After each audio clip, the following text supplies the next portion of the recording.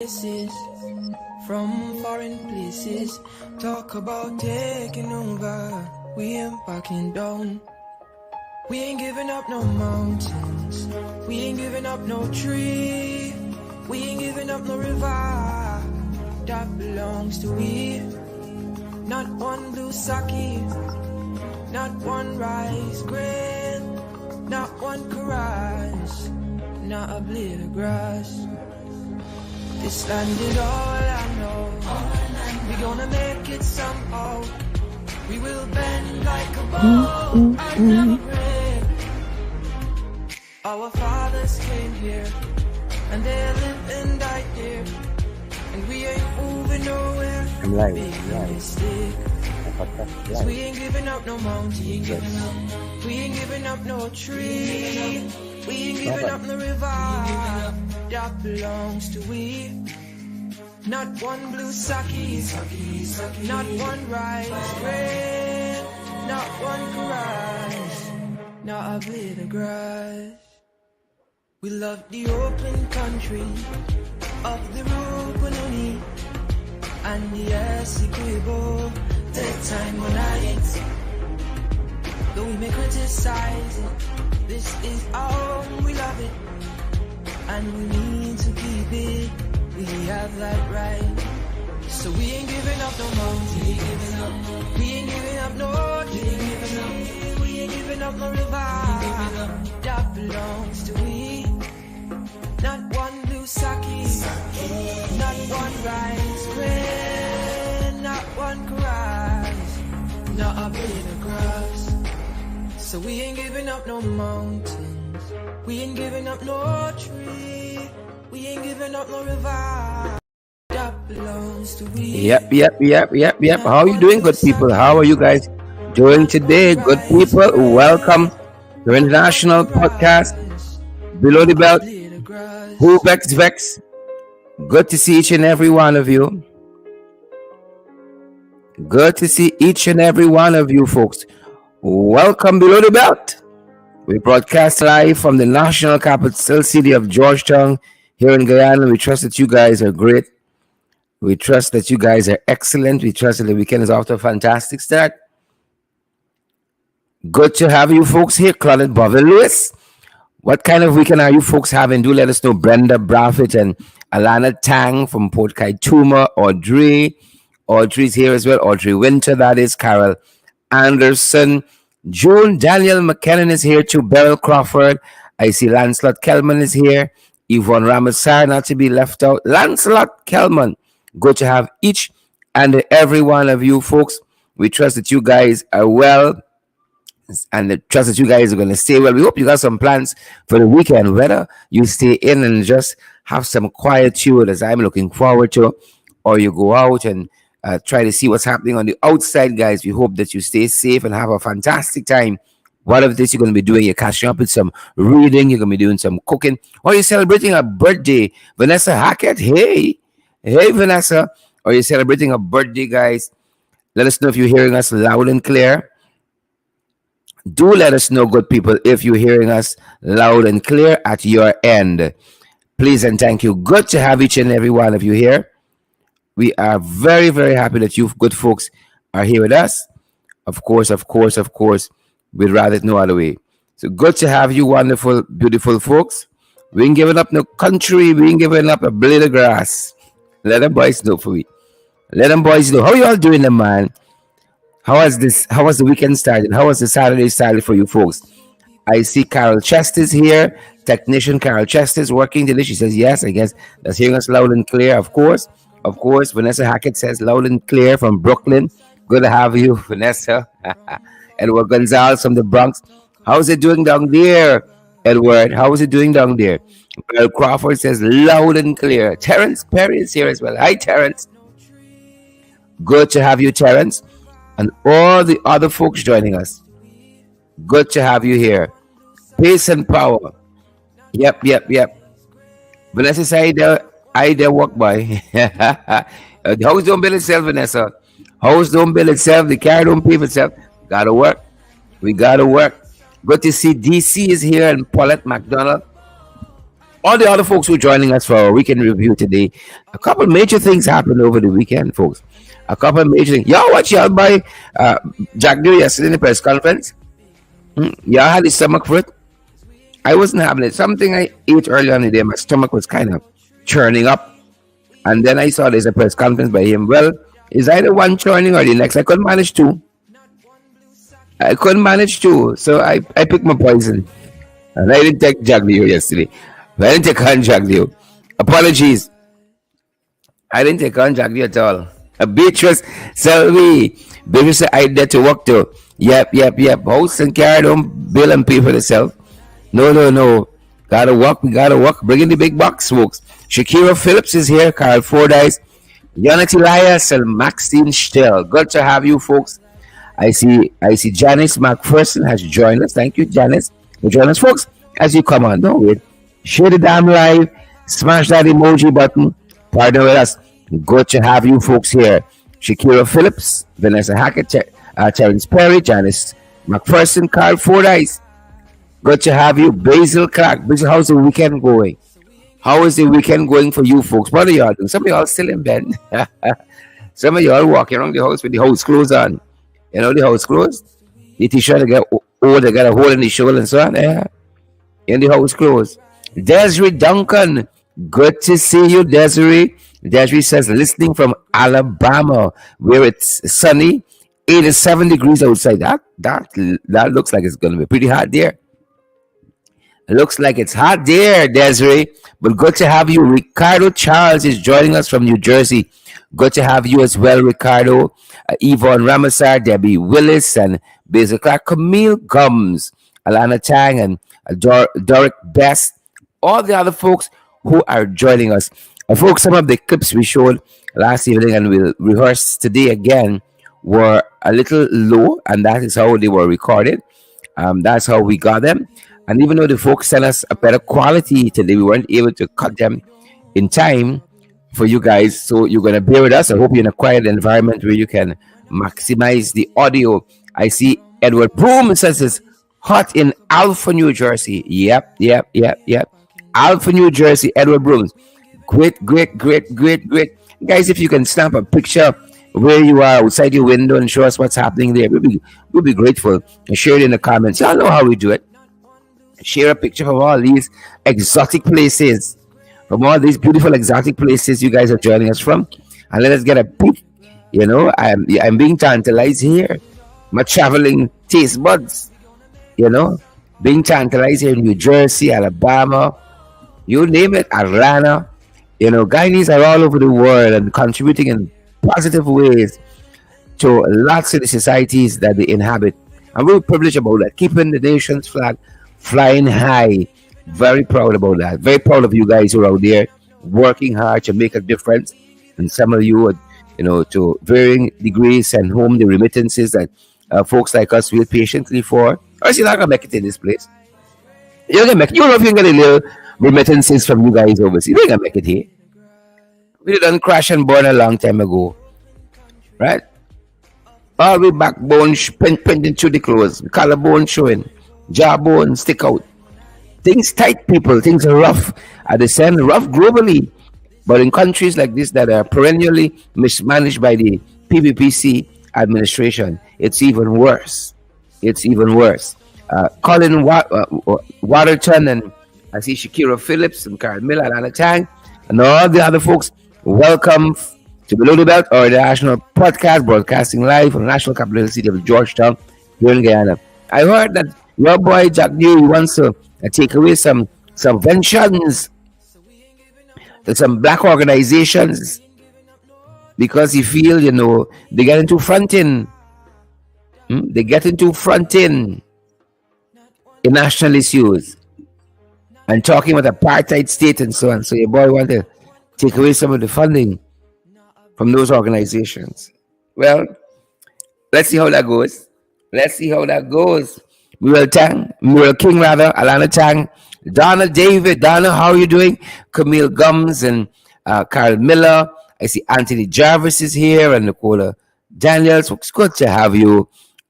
Snap, if you can, a picture outside of your window, guys.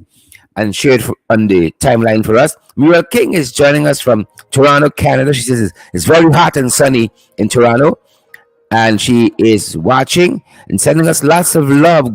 Thank you very much for that. Ricardo Charles is here as well, and Ricardo is a man of my own heart. Share the damn life, says Ricardo. Yep. Don't listen to us. Listen to Ricardo, please and thank you. Please, we listen to Ricardo, good people. He's not going to lead you astray. Listen to Ricardo.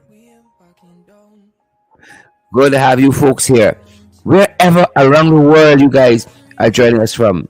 Thanks for joining us today. Oh my, could use some company, and I'm happy that you guys are here.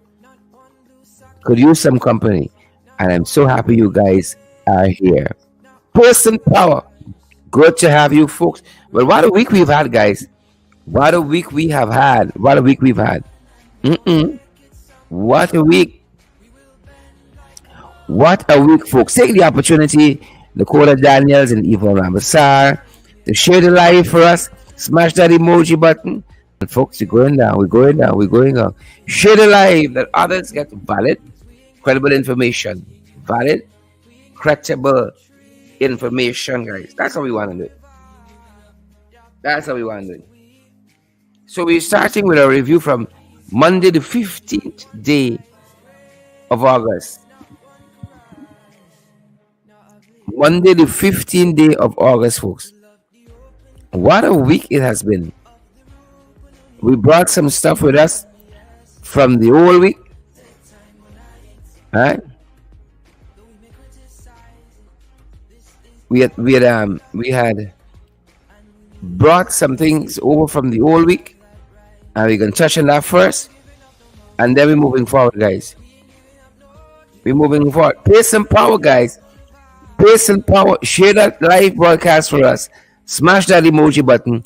And then let's have a go at it. Where we starting from? Well, you all know your boy. Your boy went to Trinidad, Trinbago for a 3-day state visit. Yep. Fell on the right foot for me left foot. You trying though? You gotta give me effort. You try. No, you right foot for me left foot. And that's one of the things, that's one of the ways the week started, and they're said to have been crafting a food plan. Right? Better craft something. People starving in this place.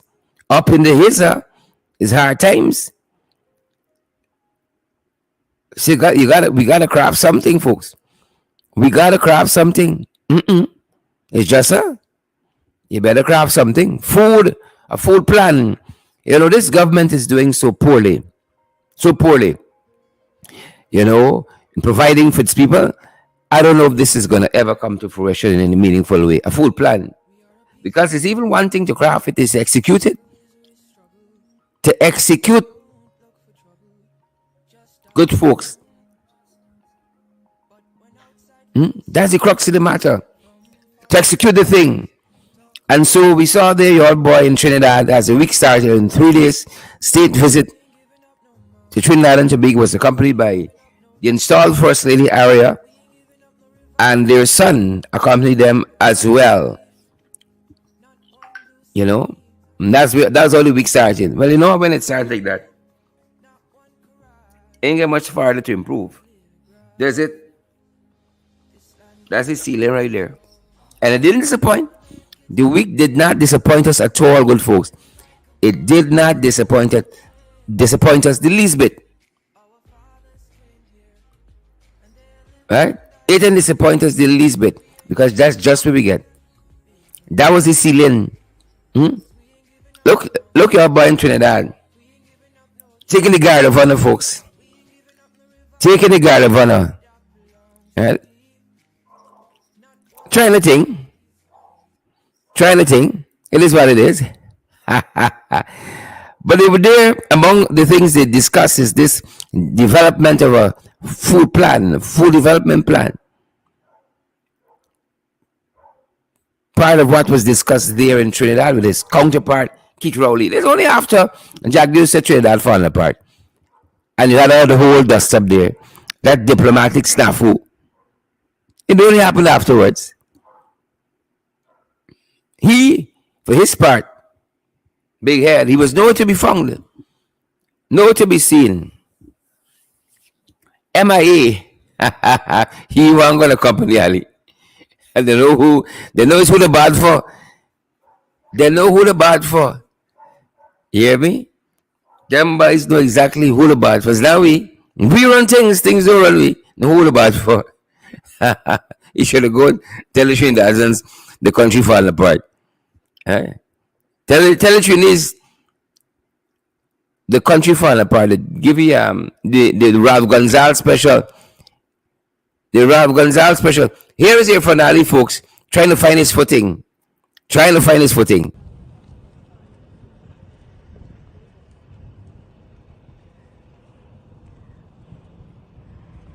President Ali is accompanied by the Guard Commander and attended Brigadier General Dexter Francis, Acting Chief of Defense Staff.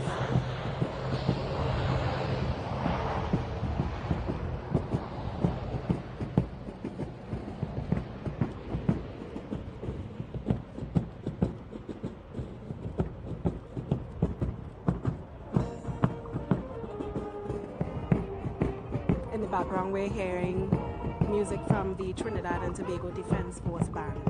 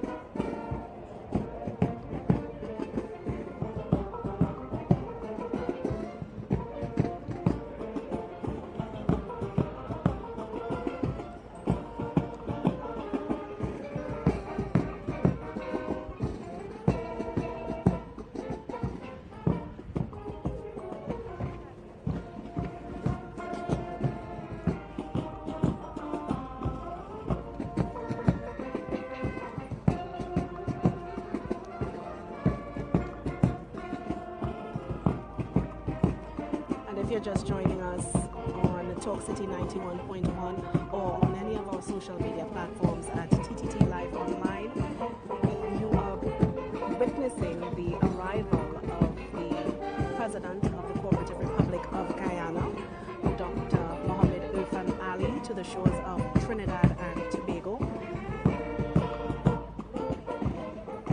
We are at the South Terminal of the Piarco International Airport, where His Excellency just arrived.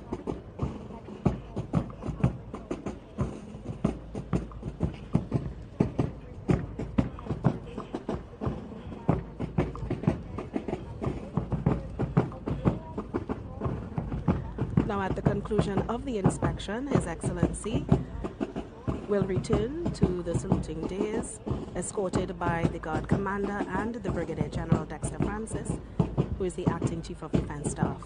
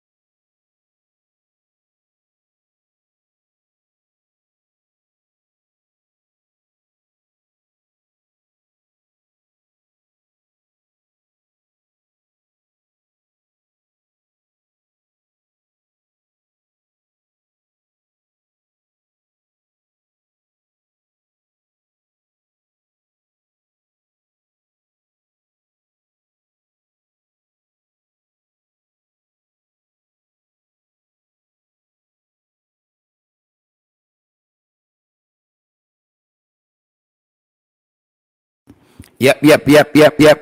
Welcome back, folks. Apologies there.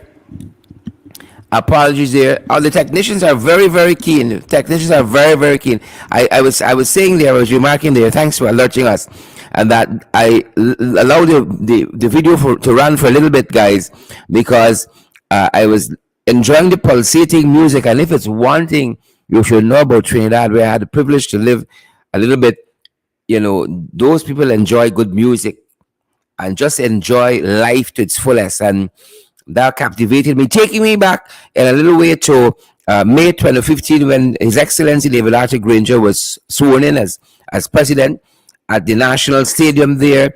Then that inauguration exercise there, when not only was the brigadier marching in step with the music, but marching in step with the soldiers. That was, folks, the crowd went wild. That historic afternoon in 2025. 2015, 2025 sounds good too. We coming back, folks.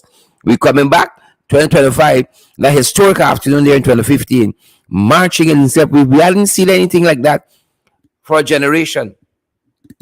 We had not seen anything like that for a generation, and we were so, I still get good goosebumps just thinking about that. Caroline Hintzen and Debbie Hohenkirk, just thinking about it, it was such a historic afternoon. Can you folks hear us loud and clear now, guys? Let us know if you can hear us loud and clear. Let us know, good people, if you can hear us loud and clear. We're coming down. I see Debbie Hohenkirk and all the other folks. Let us know if you're hearing us loud and clear. Let me see if we get some comments on the other end. Let me see if we get some comments. Debbie and Marlon Thomas says she was overwhelmed as well. That was quite an afternoon there at the National Stadium, to see that, to witness that.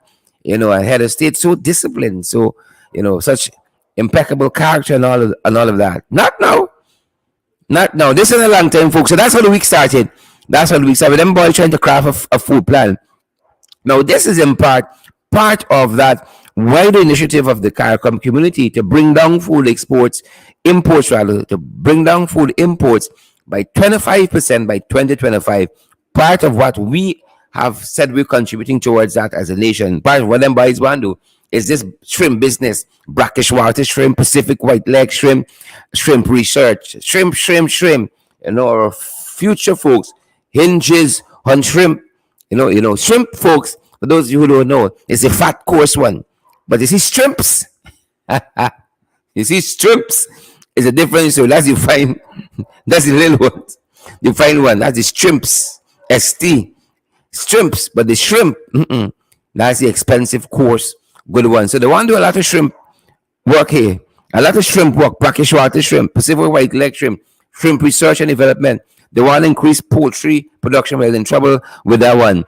Corn and soya production, real trouble with that one. Vegetable production, yeah, I see prices, vegetables selling, how they can sell for profitability on the Caribbean market. That end up like Skeldon, that end up like Gaisuko. So they want to increase vegetable production, they want to increase rice production, and then sheep production, folks. Sheep production, that's the big one. Them boys want to go to sheep production. And you know the sheep, I know the sheep, we all know the sheep. There's the black belly sheep politics. That's the latest fad. Black belly sheep politics. Share the damn live, folks. Good to see Emily Durant joining us from Tugville. Deborah Leach and Nicola Daniels. Good to see you, folks. Karen Clark. Yep. It's black belly politics here now. Black belly politics. Well, the ink and dry on the arrangements coming out of Trinidad. When we saw last week Monday, this gentleman, Mr. Kieran Rice, and he has an important portfolio in Barbados. You remember Barbados giving us these 1,000 black belly sheep to rear here. Well, Mr. Rice had some comments there on this whole arrangement, and he is the field demonstrator of the Inter-American Institute for Cooperation on Agriculture, right? In their youth and farm program there in Barbados, the field director of the Inter-American Institute for Cooperation on Agriculture, right? The Youth and Farm Program. And he says, this black belly sheep issue is one of the only things Barbados had to its name. And he kind of vexed, he kind of vexed that Mio went in this direction of Guyana. He kind of vexed, and we've spoken about this, I think, in the past. But this was on Monday. He made these comments, and he said that it's one of the only things we understand that we have the land and the land space for an intensive and semi-intensive rearing programs. But yet he was a little bit perturbed, and he told the one of the national newspapers here in Barbados, the Barbados Today newspapers, he said we could have found other alternatives to the issue, right? We could have found other alternatives than to giving Guyana the black belly sheep. Is black belly sheep politics be involved in it? Right? Black belly sheep politics, right? Catfish politics, black belly sheep politics, you name it. So Mr. Kieran Rice, again, of the Inter-American Institute for Cooperation and Agriculture, he vexed. He said, Mia, it's them people you giving black belly sheep to? And no sooner Kieran was of this mindset, folks, Emily Durant and all the other guys, folks, why don't you do us the great honor for the weekend and share the live and smash that emoji button for us? Don't get me out here looking tin. Right? I long for the day when 50,000 people watching us live, folks, getting credible, valid information. We got to expand what we're doing here. We got to expand. And that's pretty much what Kevin was saying from their end, right? He said, this program is more or less indigenous to Barbados. Why we give them buys over so? Why we give big head Papa Jagabat and Fat Boy with black belly sheep? They're having it. And no sooner is Karen Rice, again at the Inter-American Institute for Cooperation and Agriculture, Youth and Farm Program, make these comments. We saw another organization, guys, coming to the fore.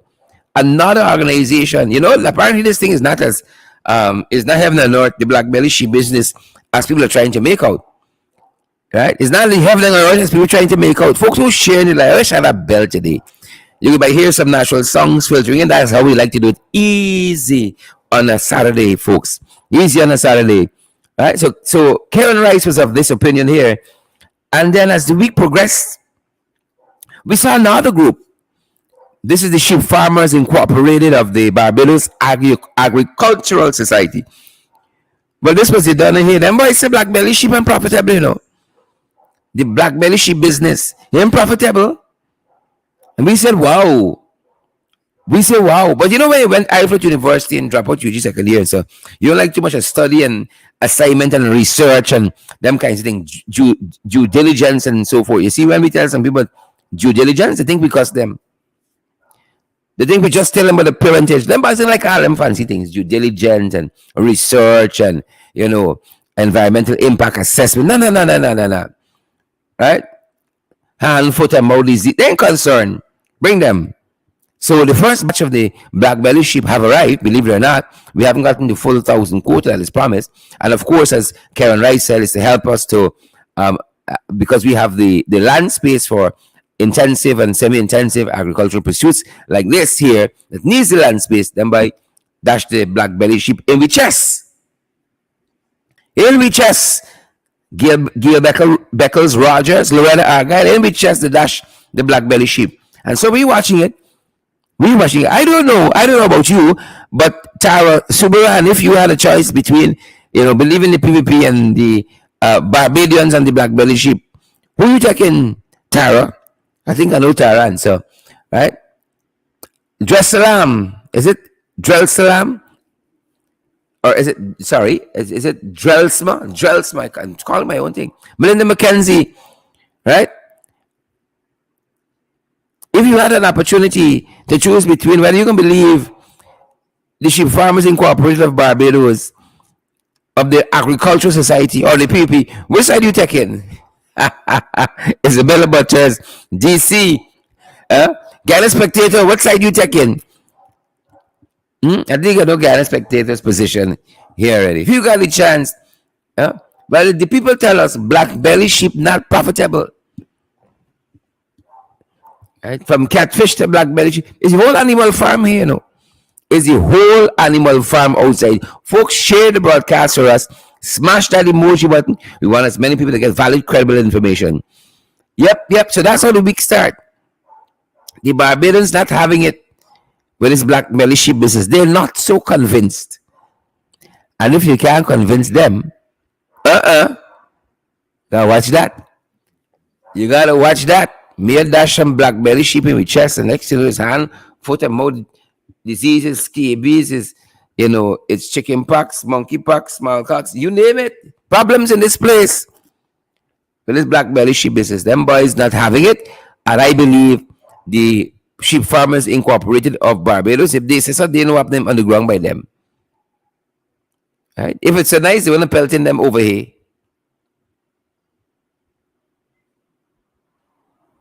Right? They want to pelt them over here at all. And that's partly how the week started, folks. And as we progressed, folks, they got all these big ambitions about bringing along the food import bill. Look what the non-oil sector telling me.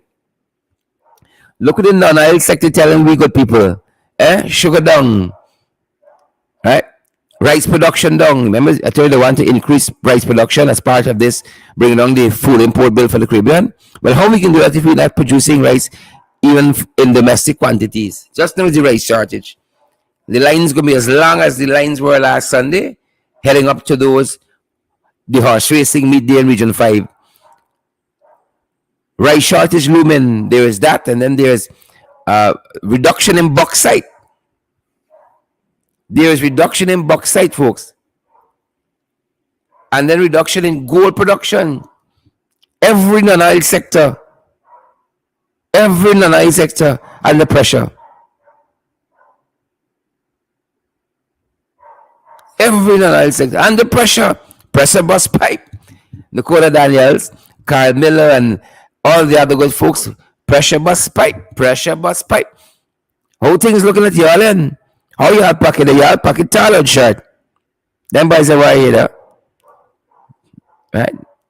They think it's a whole kumbaya thing happening. Them boys are right there. How y'all pocket looking? It's tailored shirt, get a spectator. It's tailored shirt. You better recognize. So that's what the non-oil sector doing. All of the planning, all this food plan, this, all them plans. That is how the non-oil sector looking. Under them boys. This is first quarter 2022. How looking for we? How is that looking for us? And then we going down. Well, yesterday, this was the one that made the news. In the course of the week, Jarvis Small, stepdad of Lisa Gopal, lover to Bibi Sharima Gopal, Lisa Gopal's mom, he was set free by the CCJ. They said the reasoning to get to that verdict, he said, was unsafe. The CCJ, it was unsafe. And so, Jarvis Small walks free.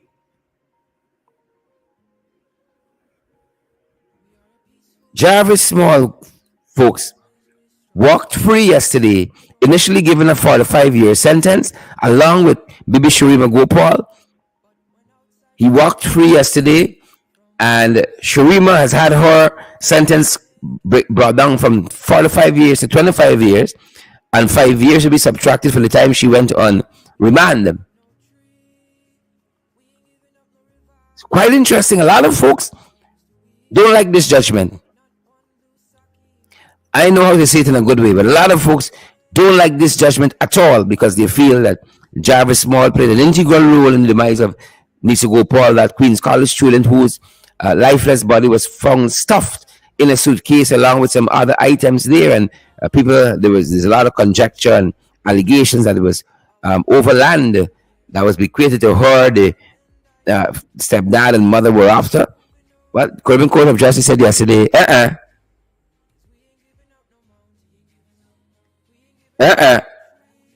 that's what the court said on that one. And folks, it is justice, but it can be the justice you are looking for. but it is justice. You know, might not have been the justice you were looking for, the outcome you were looking for, but it's justice nonetheless. Right?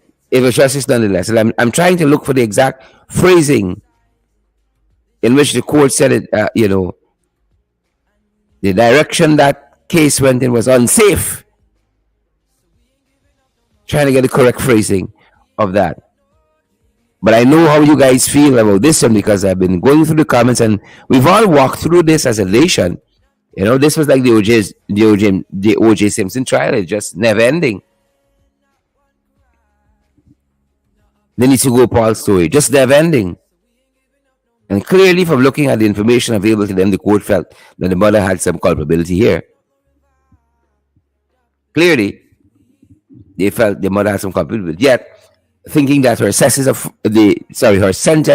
45 years was a bit excessive, they decided to bring that down a little bit there. Right? I don't know what possesses people to kill another human being. I don't know what can possess somebody unless in a real case of self-defense. What can possess people to just go after somebody who has done them absolutely nothing wrong and end their life? Something is wrong about that. And the Caribbean Court of Justice says that judgment in Court of Appeal was unsafe. And they moved in the direction of freeing Jarvis Small and reducing the sentence of Bibi Sharima Gopal, the mother of Lisa Gopal. Who knows how this young lady would have blossomed. Life taken in the flower of her youth. Oh, some things that just make you shake your head. Some things that just make you shake your head. I know, again, it's not the kind of justice some of you were looking at. But that's that. Moving on, folks. Well, oh, shucks. This is the one we had. That interview, and the text here is off. We're going to try to correct that. That interview by the Ghana Police Force, that press conference, rather, by the Ghana Police Force. Guys, wasn't that something? We're going to try to correct that text in just a sec. Wasn't that something, folks? Oh, boy. It was something and then some. It was something and then some, folks. That press conference, if you want to call it that, by the Ghana Police Force, that press conference. That was quite interesting. That one was quite interesting. And I was telling them boys, don't ever do the one again. I'm begging y'all. I'm begging for myself. Don't let's do this one again at all. The guys are trying to clip this text for us because that was something else. It's cringeworthy, the right term?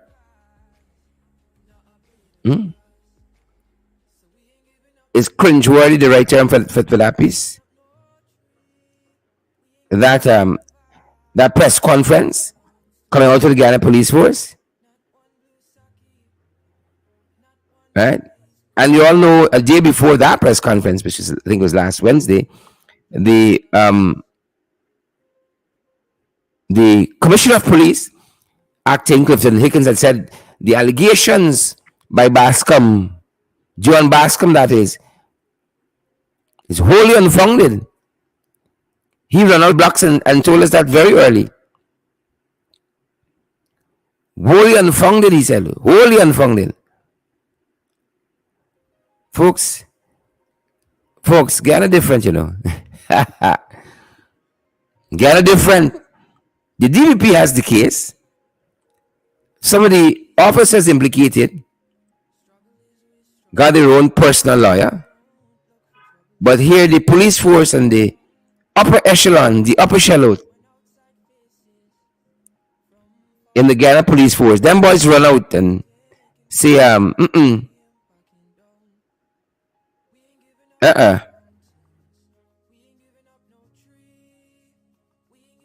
not true. I telling you what the boys say, right? I telling you what them boys say. Them boys say, not so. That's not how it's going. It was quite an interesting press conference, as you know. We've been covering it. Quite an interesting press conference, pushing back against the, of course, the Dion Bascom allegations that senior members of the police force were involved, and others, senior members of the police force and civilians were involved in the covering up of the paper shorts, Ricardo Fagundes, more investigation, aspects of that investigation, that they've been integrally involved in covering that up. Right? And those allegations, folks, those aren't easy allegations. Right? Those aren't easy allegations at all. Good people. Not so. And I want to give you just some of what Mr. Bascom would have said when he took to social media a few days ago. Just want to give you some of that. Some of what he said. Interesting, folks. Very, very interesting. Some of what he said when he took to social media. We're going to pull in the audio for you good folks. Right. Of course, these are all allegations which have since been refuted. Right? Refuted.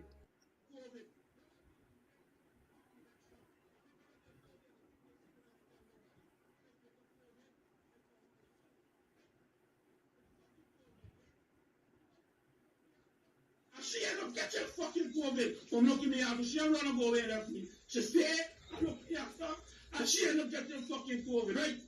After she gets COVID on me, I end up fucking sick. Sick on there with a fucking disease that kill, or a virus that kill thousands of millions of fucking people, right? And not a fucking big bite from the police force. Every time we see what I fucking doing. You know what I do? Transport fucking me from there, because I branch to fraud section. When I go to fraud section, the first fucking day, I go to Sergeant O'Brien, which is one of my good friends. And I said, I mean nothing but fraud. It's the street I walk in, me whole fucking career. Right? He said, man, buy a laptop when I can help you. I go and buy you a laptop. The second fucking day, you know what I do? Mr. Branham, fucking Randall Branham, send down his secretary. Right? And tell you, if you go and tell me that they got transferred, I want to listen to every fucking thing I say. That they got transferred from fraud to fucking major crime. Right? I just don't understand fucking me. Fuck, I don't know your fucking world now. Every fucking thing over now, right? You say I got transferred from fucking fraud to major crime. Right? And when I get transferred from fraud to major crime, I go over there. Paper shot! Just get fucking killed. Right? The guy went in for gunless. Just get killed. And I'm coming upstairs, Mr. Caesar. And you tell me to take a picture with this fucking COVID. They might be illegal during the fucking election. And people that take COVID and they keep it a secret and they tell nobody. And they pick up COVID and they come home and some. Right? With fucking COVID, yeah? My wife look me after and she end up getting fucking COVID from looking me after. She run and go away and after me. She stay and look me after and she end up getting fucking COVID, right? After she gets COVID on me, I end up fucking sick. Sick on there with a fucking disease that kill, or a virus that kill thousands of millions of fucking people, right? And not a fucking big bite from the police force. Every time we see what I fucking doing. You know what I do? Transport fucking me from there, because I branch to fraud section. When I go to fraud section the first fucking day, I go to Sergeant O'Brien, which is one of my good friends. And I said, I mean nothing but fraud. It's the street I walk in, me whole fucking career. Right? He said, man, buy a laptop when I can help you. I go and buy you a laptop. The second fucking day, you know what I do? Mr. Branham, fucking Randall Branham, send down his secretary. Right? And tell you, if you go and tell me that they got transferred. I want to listen to every fucking thing I say.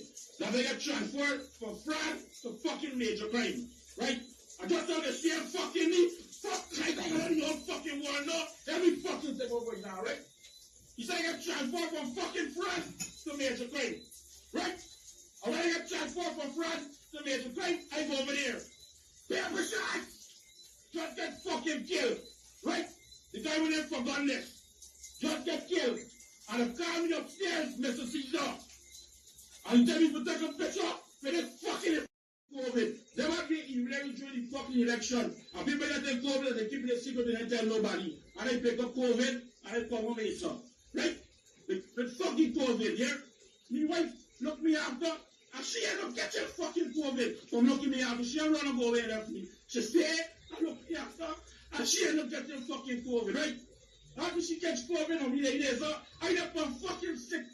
She come in with a fucking disease that kill or a virus that kill thousands of millions of fucking people, right? And not a fucking big bite from the police force. Every time people see what I fucking doing. You know what I do? Transport fucking me from there because I gone to fraud section. When I go to fraud section, the first fucking day, I go to Sergeant O'Brien, which is one of my good friends. And I say, I mean nothing but fraud. It's the street I walk in, me whole fucking career, right? He said, I'm buy a laptop when I can help you. I go and buy you a laptop. The second fucking day, you know what I do? Mr. Branham, fucking Vandal Branham, send down the secretary, right? And tell you, if you're going to tell me that they got transferred, I want to listen to every fucking thing I say. That they got transferred from fraud to fucking major crime, right? I just know the same fucking me. Fuck, I don't know fucking want to know every fucking thing over now, right? He said I got transferred from fucking fraud to major crime, right? And when I got transferred from fraud to major crime, I go over there. Paper shot! Just get fucking killed, right? The guy went in for gunless. Just get killed. And the car me upstairs, Mr. Caesar. And tell me to take a picture for this fucking COVID. They want me irregular during the fucking election. And people that take COVID and they keep it a secret and they tell nobody. And I pick up COVID and I come home and son. Right? With fucking COVID, yeah? My wife look me after and she end up getting this guy named Mark Richmond. They tell me, it's Mark Locks 43 Ben Street, and they got tell me guy named Mark Richmond. I said, okay, this address. Right? Mark Richmond. I end up now telling you, now I'm telling you to do investigation. Right? Now I'm telling you to do an investigation. I don't want to tell you, somebody will type in this person in from Facebook, they might get a picture with the person. When I tell you that, then Mr. Caesar bring forward the picture with the guy Mark Richmond. I tell you the picture, you hold it back from us. Then he bring the picture with you. When I see the picture, I say, I know this man.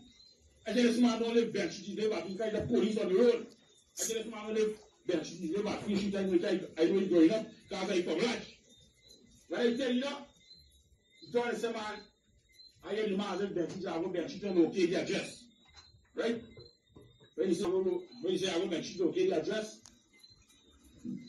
we end up I end up to answer, all right, boss. Then I try to say, you know what? I said, this guy, listen to me, I say, fuck, I don't really hear what I tell you.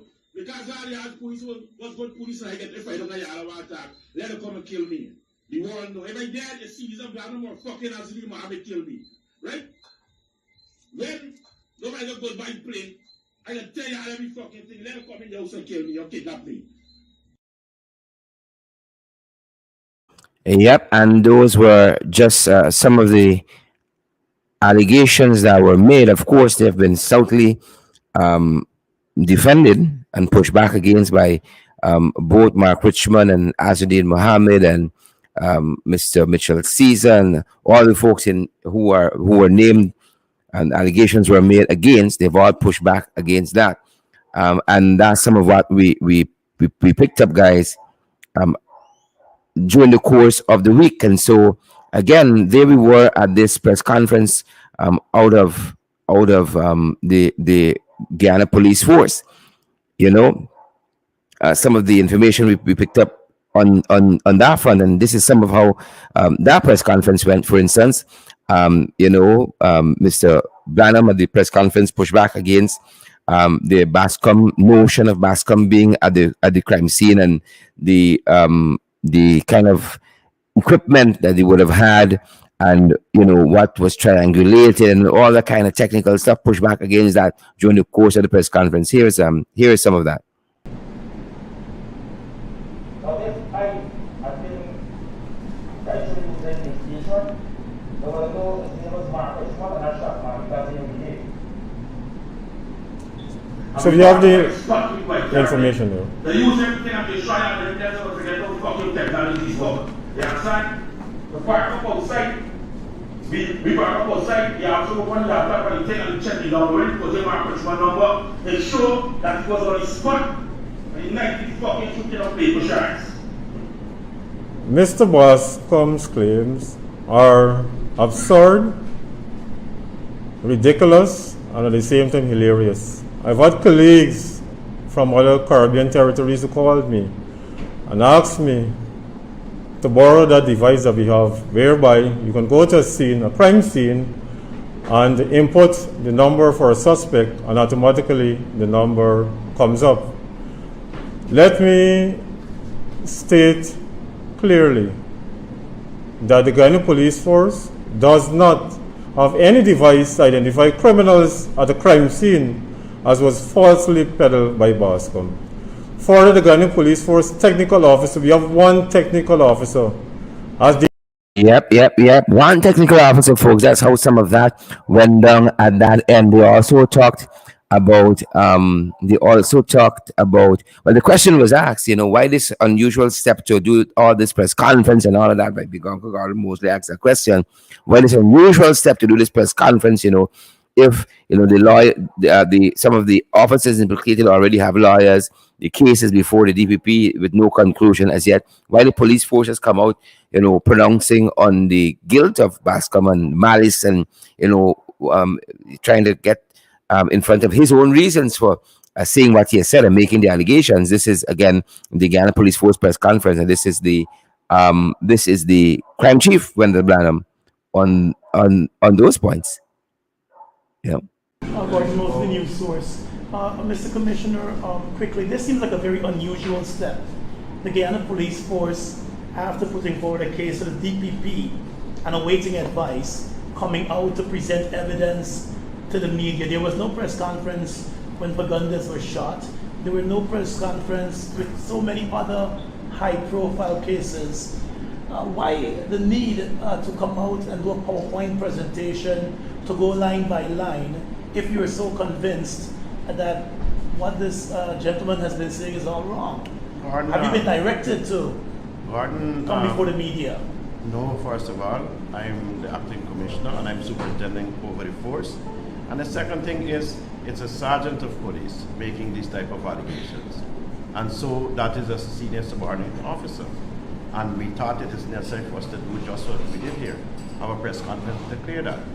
And so we're still waiting on the findings of the DPP, the investigation. But this was necessary. And you would have known why it's necessary. That is not a constable, that's a sergeant you're speaking of. Thank you, Lord. Yep.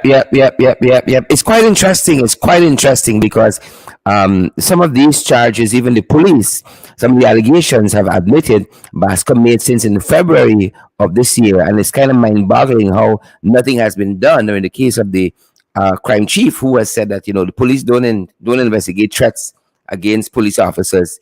Quite strange. Here is Mr. Branham on that account. Sir, could you say what investigation was done when the statement by Mr. Bascom was made to the police, the statements in February of this year? Because apparently, based on the records, this is not the first time that these claims have been made. So what did you do before his public outburst on Facebook? Dennis, as a good friend, let me answer you this way. I was not the acting commissioner then. You were not? The acting commissioner in February. I know, but what the police force is an institution did. When the reports were first filed, 1 to the police station, 2 to the OPR. Like I said, as the commissioner, I superintend over the force now, and I can tell you what to obtain from when I took over the helm of the force. Prior to that, I was Deputy Commissioner Operations, responsible to the commissioner was then Mr. Niger. Yep, that's how that went. I wasn't the commissioner then, so I can't tell you what happened when he made the allegations in February. I know it's a point that also the former senior superintendent of police, Mr. Paul Slow, raised on a program recently with Mark Benchcap. You know, it's bizarre the position he has taken, you know, to hear the commissioner of police acting, take the kind of stance. I wasn't the commissioner of police. I think he wasn't even in the police force in a senior capacity. So you know nothing. But again, that's what he said. And this is Paul Slow, former senior superintendent of police, on that very issue of the allegations that were made by Mr. Bascom since in February and what was done since then. Well, very strange. Not surprising, though. That very strange, because if you recall, back in 2017, there was a allegation about a threat against the president's life, and I think it was treated in the same callous manner. But here you are. This is not any policeman. This is not any report of threat. This is a man who is investigating, who is part of a team investigating an execution-style murder. He reports to the man in charge of him, Superintendent Caesar. That is according to Bascom. That, look, this man called me on the phone. A major or a main suspect in this murder called me and basically threatened me. He's told to make a report at Breakdown Police Station, which he did. And according to the crime chief, we don't investigate threats. So the fact that the sergeant who is investigating this serious crime, execution-style murder, is alleged to be threatened by a main suspect in this murder, is told to make a report to the Breakdown Police Station. And the story is the crime chief. Well, we don't have time with that. That is a threatening behavior report, and we don't deal with that type of behavior. Really remarkable statement from the crime chief of the Guyana Police Force, an assistant commissioner to boot. Yep, and that's the former senior superintendent of police, Mr. Paul Slow. And in his experience, he said that's an outrageous statement. Outrageous statement by the crime chief. Yep. And following that, we had the just yesterday this press conference by Hughes, Fields and Sobey's law firm, and the lead, senior partner, Mr. Nigel Hughes, led that press conference with their client, Mr. Bascom, who again pushed back on some of what we heard out of the police force press conference yesterday, you know. And part of what Mr. Hughes said, for instance, is that Mr. Bascom has been available to the police all this time. They never sought to interview him on the veracity of the allegations he would have made before their press conference. They did a little knock-up investigation as far as Hughes, Fields and Sobey's is concerned, came to a conclusion. The DPP still investigating, and the police force at least held a press conference. And this is some of what came out of this press conference with Hughes, Fields and Sobey just yesterday. Take a listen to Mr. Nigel Hughes on that point. And here you have a man who is making a complaint against senior officers in the force. And their only reaction is to clear him. And perhaps the worst part about this is that they arrive at the conclusion without even interviewing him to hear what he has and would be willing to disclose to them. So at this point, it's no longer, this is not a case of trying to fend and to prove. That's precisely why you establish a commission of inquiry. Yep. Folks, the audio is a little low there, and we did warn you. We weren't able to trim that video again with a better quality. But as we wrap up, guys, on some of the events that took place last week, I want to share with you what Mr. Hughes said about the safety of Mr. Bascom. I know lots of you have been very concerned about that. You know, we saw live through the George Bacchus incident where, as a whistleblower, he was basically left out in the open, and they had killed his brother initially for him mistaken identity, and then they went after George Bacchus, and a lot of folks lived through that. Julie Norton, Aubrey Lennox, Anne Marie Selby, Bonita Elise Parker lived through that. Marlon Thomas, and so a lot of folks are very, very worried about the safety of Mr. Bascom, and Mr. Hughes of Hughes Fields and Stobie's guys addressed that. Hughes Fields and Stobie addressed that yesterday afternoon in this press conference as well. Take a listen. And the final bit I wanted to bring to your attention is that in that letter to the Commissioner of Police, we asked him specifically what arrangements had been put in place for the safety and security of Mr. Bascom while we were awaiting the response from the President.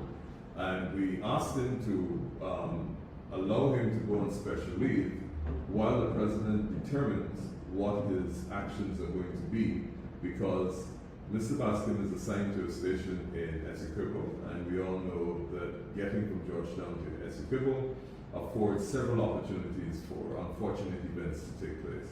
I have not had the courtesy of a response from the Commissioner of Police. You've got to appreciate that Mr. Bascom's life is in real danger. If he starts to disclose the nature of the information and evidence that he's in possession of, that may increase the incentive and accelerate the reason for reducing his life expectancy. Do you intend to seek the assistance, or is it being considered to approach some of the foreign embassies in Guyana, because you're asking for witness protection, but some of the same people who might provide that witness protection might be actors of the state, might be actors of the police that he's concerned about. So, in terms of reaching out to other agencies for protection. Yeah, we have already initiated that process, but we thought it was only fair to ensure that we gave Guyana the option to protect one of its own. And we went to the highest official in the country, the President, and said, look, can we have witness protection? If that fails, then we will pursue the other avenues that we've already embarked on. Yep. We want to apologize again for the audio. Folks, and that's it. Mr. Yu saying that we wanted to give the Guyana Police Force the first option to protect one of its own. And if that fails, we're still hoping. We don't want to hold earphone to any timeline, but we're going to be reasonable. And if we don't hear from them, then we have to go and do what we got to do to protect the life of Mr. Bascom. They're exploring other avenues. Yep, folks. And that is the kind of week, guys, that we have had. That is the kind of week that we have had at our end here. One issue to the next. Never dull moment in this 2x4 we call Guyana. Never a dull moment at all. We've been grateful to have you throughout the week and even into the weekend for this program. And that's going to do it at our end, guys. That is going to do it for us at our end here. Do remember, guys, to partner with us so we can keep on keeping on, folks, by contributing to our program to keep us moving forward via Cash App and Zelle and PayPal and MMG. And we got also MoneyGram and Western Union. All for your convenience, guys. All for your convenience, of course, so we can keep moving on from strength to strength. That's going to do it for us at this end. Thanks for joining us. We're going to see you guys back here tomorrow. Motivation Sunday, guys. Motivation Sunday. Right back here tomorrow. Good to have each and every one of you with us. Stay great. Get outside or stay inside, but just have some R&R over the course of this weekend, whatever that means to you, as we fire up to get back out there Sunday, on Monday, rather. All right? And war. We got a war. We ain't going to win this thing sitting down. Right? So, re-energize, right? Retool, refocus, power up for the week ahead of us. That's going to do us for us at this end. Stay safe, guys. Stay safe, guys. That's it. Have a great rest of the weekend. See you guys right back here tomorrow. We ain't giving up no mountain. We ain't giving up no tree. We ain't giving up no river that belongs to we. Not one blue sake, not one rice bread, not one crush, not a blade of grass. We love the open country of the Rupununi, and yes, equable, bedtime or night. Though we may criticize it, this is our own, we love it, and we need to keep it. We have that right. So we ain't giving up no mountain. We ain't giving up no dream. We ain't giving up no river that belongs to we. Not one blue sake, not one ride.